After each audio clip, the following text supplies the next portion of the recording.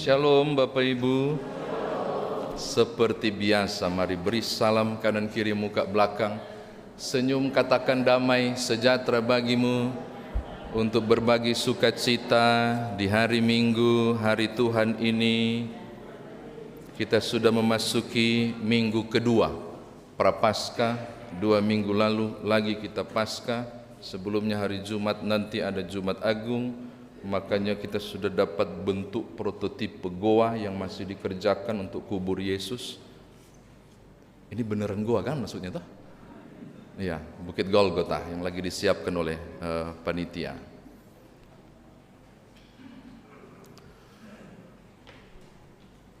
Jika saya menyebut kota Niniwe, apa yang ada di benak Bapak Ibu? Ya, paling tidak Yunus, paling tidak perut ikan 3 hari, lalu ada ikan paus, walaupun tidak ikan paus sebutannya tapi ikan besar. Ketika menyebut Niniwe, kita akan teringat tentang kisah Yunus. Tahukah Bapak Ibu bahwa bukan cuma Yunus, Nabi yang ditugaskan ke kota Niniwe. Niniwe adalah ibu kota dari kerajaan Asyur. Dan Asyur pada zaman Yunus itu sangat kuat dan hebat untuk memerangi, menghancurkan berbagai bangsa manapun, salah satunya Israel dan Yehuda. Dan menarik perhatian saya adalah ada nabi berikutnya rupanya, ratusan tahun kemudian, yang diutus untuk juga ke kota yang sama dengan reaksi yang berbeda. Kalau untuk Yunus, ketika Niniwe didatangi, Niniwe bertobat luar biasa. Tapi ada satu nabi yang datang ratusan tahun kemudian, namanya Nahum. Dalam bahasa Ibrani dari kata Nakum, yang berarti penghibur atau pelipur, menghibur dan melipur dari lara. Tokoh ini juga dipanggil Tuhan untuk menyampaikan berita penghukuman kepada Niniwe dengan berbagai kekejaman yang mereka buat.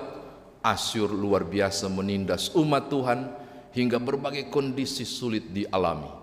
Maka kemudian Tuhan mengirim Nahum untuk menyampaikan pertobatan itu.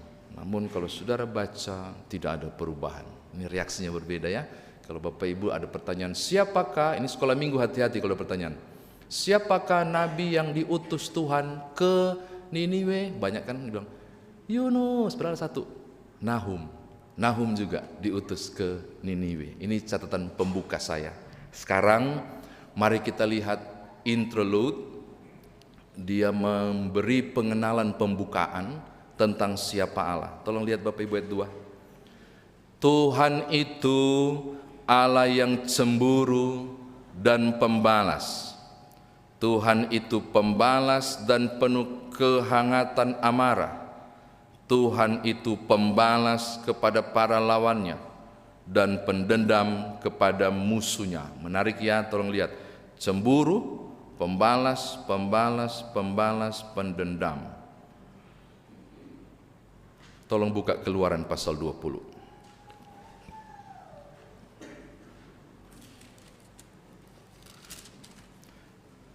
Hal yang sama akan Bapak Ibu dapatkan. Ayat yang kelima, Keluaran pasal 20. Jangan sujud menyembah kepadanya atau beribadah kepadanya, sebab Aku, Tuhan Allahmu, adalah Allah yang cemburu, yang membalaskan kesalahan bapa kepada anak-anaknya, kepada keturunan yang ketiga dan keempat dari orang-orang yang membenci Aku. Kenapa disebut pendendam? Karena pembalasan itu terjadi dari keturunan ketiga sampai keturunan keempat dari orang yang membenci Aku. Saya kemudian bersinah secara rohani, tidak sujud kepada Allah, tapi sujud kepada Allah lain. Maka saya punya anak, generasi kedua. Anak saya punya anak, cucu, berarti. Dan cucu saya punya anak, cicit. Cucu dan cicit, generasi ketiga sampai keempat. Makanya disebut pendendam. Dan dia menggunakan bukan kata envious, tapi menggunakan kata jealous. Jealous berarti begini cemburunya. Itu saya punya, dia itu saya punya, tapi dia pergi ke orang lain, itu jealous. Kalau envious, itu dia punya, tapi gue pingin banget miliki yang dia punya, itu envious. Dan kalau di Indonesia kan bukan cemburu, tapi iri hati. Beda ya. Allah yang cemburu adalah itu haknya Tuhan dan punyanya Tuhan, tapi engkau pergi ke tempat yang lain. Tuhan jealous bahwa umat itu adalah umat pilihan. Mereka harus lakukan penyembahan yang benar hanya kepada Allah, tapi mereka kepada Baal yang lain. Allah murka. Hasil ciptaan adalah buatan tanganku, maka seharusnya mereka menyembah aku dan bukan menyembah buatan tanganku. Asyur bertobatlah, Niniwe bertobatlah. Enggak, maka aku adalah pencemburu yang mendendam. Kalau saudara baca selanjutnya, ngeri Bapak Ibu. Babel dan Median bersatu untuk lakukan pemberontakan terhadap Asyur. Padahal Asyur yang jajah Babel dan Media. Tapi mereka dua ini bersatu tiba-tiba dan hancurkan Niniwe, hancur total. Itu nanti Bapak Ibu googling, Bapak Ibu bukan bahasa kisah kehancuran Niniwe. Itu ngeri, dua kerajaan yang dijajah tiba-tiba bersatu dan menghancurkan Asyur. Yang saya mau bilang adalah kata pendendam di sini bukan muatan negatif, tetapi Almighty God yang punya hak terhadap alam semesta, tapi penyembahannya keliru, diberikan hasil ciptaan itu bukan kepada Allah, tetapi pada benda-benda mati termasuk Asyur dan perbuatan kejam mereka terhadap umat pilihan. Maka Tuhan murka dan Tuhan marah. Sehingga kalau Bapak Ibu baca bacaan tadi itu kan redaksinya, kok sampai galak begitu ya. Pendendamnya berapa kali disebut, pembalasnya itu sekian kali disebut. Itu menunjukkan tentang murka yang luar biasa karena potensi dosa dan kejahatan yang tiada henti. Ini catatan kedua saya. Yang ketiga, saya cuma baca sampai 3 ayat, tapi saya ajak Bapak Ibu baca keseluruhan. Lihat ayat 3. Tuhan itu panjang sabar dan besar kuasa, tetapi Ia tidak sekali-kali membebaskan dari hukuman orang yang bersalah. Ia berjalan dalam puting beliung dan badai, dan awan adalah debu kakinya. Jadi saking besar kuasanya Tuhan itu, sampai Nahum bilang begini, ia berjalan dalam puting beliung, lalu abu yang terbang itu cuma jadi alas kakinya. Jadi mau bilang tentang Almighty God ini luar biasa perkasa. Tapi saya nggak fokus di situ Bapak Ibu. Saya tertarik kata Tuhan itu panjang sabar. Saya periksa teks aslinya itu erek apayim. Erek itu slow. Apayim itu anger, marah. Berarti erek apayim itu lambat untuk marah. Saya tidak tahu lembaga Alkitab Indonesia kenapa menerjemahkan panjang sabar. Koneksi sebenarnya. Lambat marah berarti bilang panjang sabarnya. Jadi erek apayim atau panjang sabar itu mau menyebut soal Tuhan itu kendati pun pendendam, ngeri ya ayat 1 ayat 2, pencemburu, membalaskan kejahatan. Ada ayat 3 yang kemudian menarik perhatian saya. Tapi dia lambat marah. Lambat dia marah. Dia panjang sabar. Dan kalau sampai dia jadi pendendam, pembalas dan pencemburu, berarti terlalu sekali. Sampai panjang sabarnya habis. Marah yang slow itu tiba-tiba langsung cepat. Berarti ada sesuatu yang dibuat. Maka saya mau bilang begini ayat yang ketiga, dengarkan. Tidak ada situasi keadaan yang sederhana dan simpel yang akan memancing amarah Tuhanmu. Tetapi ada peristiwa besar yang jadi rahasia, tanda tanya saya tidak tahu. Pemicunya sampai Tuhan itu langsung marah dan marah dan marah. Tiba-tiba mempercepat laju marahnya. Sehingga Alkitab bilang menjadi pembalas. Bahwa dosa apapun yang engkau dan aku buat, Tuhan slow, santai, panjang sabar. Tetapi ada satu pemicu yang sangat besar. Ketika perbuatan dosa itu membuat dia menjadi pendendam dan amarah. Dan puji Tuhan, tidak dikasih tahu ke kita. Tangkap nggak? Puji Tuhan, nggak dikasih ketahu ke kita itu dosa yang bagaimana, yang cepat memicu Allah marah. Karena kalau begitu maka Bapak Ibu akan mengatakan, oh kalau begitu yang ini boleh, Tuhan masih slow, yang ini nggak boleh karena Tuhan langsung terpancing. Syukur nggak dijelasin. Nanti akan terkategori dosa besar, dosa kecil. Padahal semua dosa, mau besar atau kecil, dosa. Tapi yang saya mau bilang, ternyata kasih karunia Allah itu, menarik kan Bapak Ibu? Kasih karunia Allah itu maha pengampun sekalipun ada batas. Karena cuma panjang sabar dan bukan maha sabar. Akan lambat marah. Bukan berarti nggak pernah marah. Akan tiba masa Tuhan marah. Maka poin ketiga mau bilang begini, kendati pun Allahmu maha pengasih, maha pengampun, tolong kasih koma, ada masa dan saat tiba-tiba pang, amarahnya pecah. Dan ini acap kali tidak dikasih tahu. Kita hanya ternina bobokkan dengan Tuhan yang pengampun, penyayang, murah hati, maha pengasih dan seterusnya. Kita lupa bahwa Allah itu pencemburu, pembalas, dan pendendam. Jadi Bapak Ibu kalau ada di saku ada koin, itu pegang baik-baik dan raba dan bilang, inilah Tuhanku. Dalam satu keping koin itu ada dua sisi. Sisi yang satu maha pengampun, maha pemurah. Wow. Penuh kasih setia, berlimpah kasih setianya. Sisi yang lain, pembalas, pendendam. Supaya orang Kristen tahu, dia bukan cuma ingin mengecap kasih karunia Allah juga. Dia harus membawa diri pada kehati-hatian. Jangan sampai kesabaran Allah berakhir. Amin. Gitu. Saya kira demikian. Firman Tuhan ditafsirkan bagi kita. Sekarang bagaimana kita bawa dalam kehidupan beriman kita. Yang pertama, tolong lihat ayat 3 bagian B. Dalam rangka Minggu Prapaskah kedua. Tetapi ia tidak sekali-kali membebaskan dari hukuman orang yang bersalah.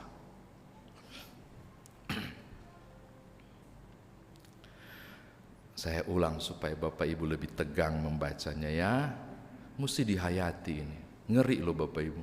Tetapi ia tidak sekali-kali membebaskan dari hukuman orang yang bersalah. Dapat sesuatu enggak? Kok saya merasa udah mulai bohong ini ajaran gereja. Siapapun yang bersalah akan diampuni. Gitu kan gereja ajarin. Ayo. Ini di YouTube lagi live. Tapi Alkitab bilang begini, tetapi ia tidak sekali-kali membebaskan dari hukuman orang yang bersalah. Lah. Orang Makassar bilang tangkis mau kok? Coba tangkis. Sementara gereja bilang pokoknya yang bersalah minta ampun diampuni. Alkitab bilang enggak loh. Biarlah Bapak Ibu pulang dengan. Makanya ada Minggu Prapaskah Bapak Ibu. Allah tidak boleh ingkar pada firman-Nya. Yang berdosa harus dihukum. Titik. Yang bersalah harus dihukum, gak ada koma, harus. Maka engkau dan aku pun mesti dihukum. Lalu Yohanes 3 ayat 16 dan ayat 17 yang kita baca itu jadi berita baik. bahwa Tuhanmu dan Tuhanku tidak boleh ingkar pada janji, yang bersalah harus dihukum, maka tetap harus ada yang dihukum. Kalau aku dan engkau tidak jadi dihukum, maka harus ada satu yang ganti untuk dihukum. Kalau tidak, dia pendusta. Dan dia memilih dirinya untuk dihukum. Itu loh. Sehingga gereja bisa beritakan, yang berdosa sekalipun minta ampun tidak akan dihukum. Bapak Ibu tahu, itu bukan kalimat cerdas yang diucapkan begitu saja. Itu kalimat yang mengalir karena kasih karunia Allah, bahwa Yesus Tuhanmu menggantikan aku dan dirimu menerima hukuman, supaya Tuhanmu dan Tuhanku bukan Allah pembohong. Yang berdosa harus dihukum, maka Yesus menggantikan kita untuk dihukum. Amin. Wow. Bagi saya itu sesuatu yang besar. Bagi saya itu sesuatu yang dahsyat. Ini hal yang pertama untuk disampaikan kepada Bapak Ibu. Yang kedua, Tuhan itu erek apayim, lambat untuk marah, dia panjang sabar. Maka saya mau katakan juga begini, mumpung masih ada waktu, masih ada waktu, masih ada kesempatan, masih panjang sabarnya, belum tahu ada bagian mana bagian akhirnya. Masih erek apayim Tuhan, masih slow menatap saya dan Bapak Ibu yang acap kali bikin dosa. Walaupun sudah mulai barangkali bergetar Tuhan, kepala angin karena nyoman, saya nggak tahu. Mumpung masih ada waktu, berbaliklah, masuk kamar. Saya suka gunakan kalimat ini, tikang lutut, berlutut, sambayang, minta ampun. Selagi panjang sabar, erek apayim masih berlaku. Kenapa Bapak Ibu? Karena banyak orang Kristen pede pada bagian ini. Toh Tuhan itu Maha Pengasih. Dia juga bilang, juga Tuhan panjang sabar. Dia lupa bagian akhir. Ada bagian di mana Tuhan berhenti sabar. Niniwe buktinya, hancur. Toh masih ada kesempatan. Hari Minggu masih ada kesempatan. Masih ada doa bersama minta pengakuan dosa di sini. Masih ada berita di mimbar besar. Sebagai pelayan Yesus Kristus, kami memberitakan pengampunan telah berlaku dalam nama Bapa dan Roh Kudus. Masih ada waktu. Jadi hari Minggu dia kudus, hari Senin sampai Sabtu dia kudis. Kesempatan bikin dosa, tuh hari Minggu ada pengampunan. Syukur-syukur Bapak Ibu masih ada hari Minggu. Kalau Bapak Ibu tidur, tiba-tiba tidak bangun, dan menjumpai Sang Hakim Agung, saya mau bilang tampias ngana. Betul. Maka saya mau kasih balik. Bukan mumpung masih ada waktu bikin dosa lah. Enggak, saya mau kasih balik. Mumpung kasih karunia itu masih melimpah. Minggu Prapaskah kedua. Masih melimpah. Berhentilah. Bertobatlah. Berbaliklah kepada Allah. Amin. Gitu. Terakhir Bapak Ibu.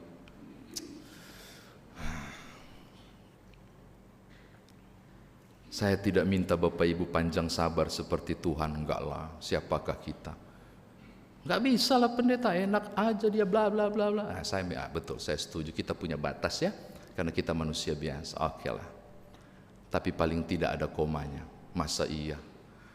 Dosamu yang merah bagaikan kirmisi, nyoman jepun, aku bisa mengubahnya menjadi putih seperti salju, kata Tuhan Yesus. Lalu engkau tidak bisa melepaskan pengampunan bagi orang di depan matamu yang terlanjur menyakiti hatimu. Saya mau tutup juga mau bilang begitu.